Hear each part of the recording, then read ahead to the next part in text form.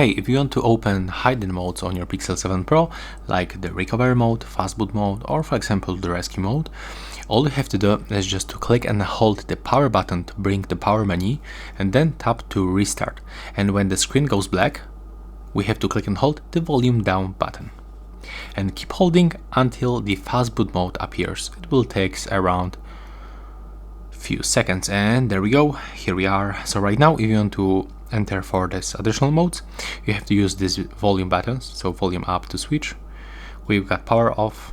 Right now we can show the barcode, we can go to the rescue mode, recovery mode, we can restart bootloader, and we can just perform the normal start of our phone.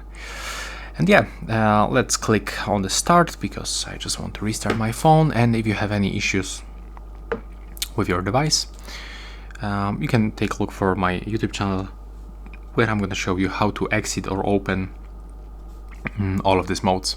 So yeah, that's all. Bye bye.